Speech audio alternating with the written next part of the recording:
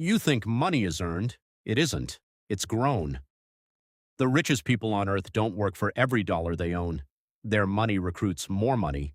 Quietly, patiently, relentlessly. Compound interest isn't just a financial formula. It's time, weaponized. Every dollar becomes an employee.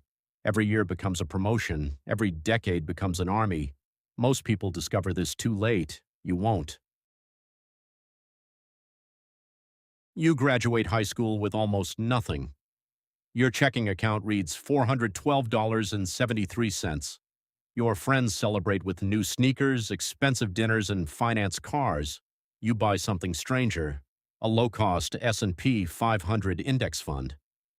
Your first investment is only $500. It feels ridiculous.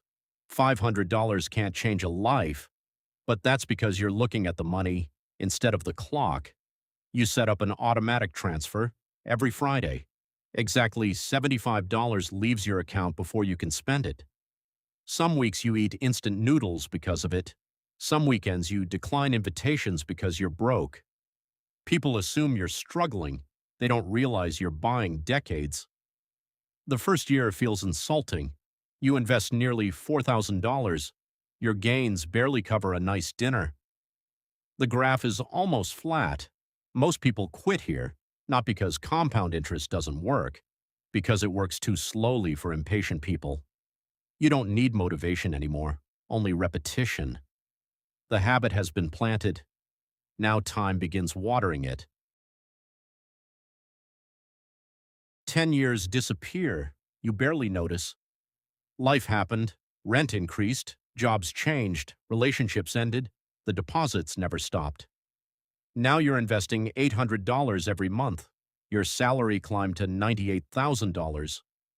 The portfolio quietly crossed $210,000. Then something strange happens. One morning the market rises. You make $2,700. While brushing your teeth, no meetings, no overtime, no side hustle, just ownership. For the first time, your money worked harder than you did. It's unsettling. You spent years believing income came from labor. Now capital is beginning to compete. Friends ask how you always seem financially calm. They assume it's discipline. It's actually momentum. You've reached escape velocity. Stopping now would feel stranger than continuing. The machine no longer needs convincing, only fuel. You stop checking every purchase, not because you're careless, because cash flow has changed. The portfolio approaches $1.3 million. You didn't invent an app. You didn't win the lottery. You simply stayed alive. Without interrupting the process, the annual growth now exceeds your yearly salary. Read that again. Your investments earn more than your employer pays you. The graph that looked dead 20 years ago now bends upward like a rocket launch. Every correction becomes a discount. Every recession becomes a shopping season. You no longer fear headlines. You welcome them. People panic. You automate another purchase. Compound interest rewards emotional stability, not intelligence.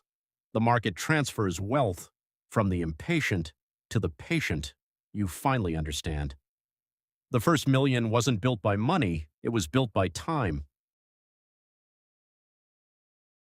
The numbers become difficult to emotionally process. 2 million, 3 million, 4. You stop celebrating milestones. They arrive too frequently. Your investments now produce more in 1 month than your first annual salary. You remember debating whether to invest $75 every week. Now the portfolio sometimes gains $75,000 before lunch. The difference wasn't brilliance. It was uninterrupted compounding. Every dividend bought more shares.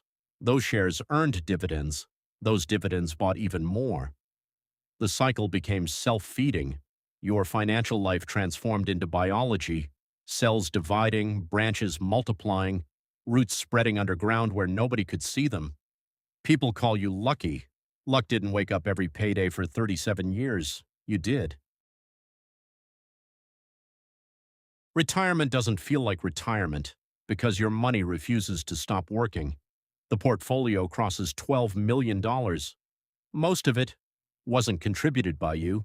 That's the part people never understand. Your deposits became insignificant decades ago. Now growth creates more wealth every year than you once imagined possible. You spend mornings walking beside quiet lakes, afternoons reading, evenings with grandchildren. The market continues anyway. You no longer chase opportunities. Opportunities report to you. Your accountant explains that the portfolio gained nearly $800,000 this year. You barely react. Not because you're ungrateful, because you've watched this movie before, again and again and again. The miracle was never the millions. It was consistency. The small decision repeated until it became irreversible. Compound interest doesn't care how smart you are. It doesn't care where you were born. It doesn't care about motivation, only time. Every year you wait, the hill becomes steeper. Every year you begin, the climb becomes easier. Most people spend their lives working for money. A few spend their lives letting money learn how to work. The difference isn't talent. It's simply who understood the calendar before everyone else.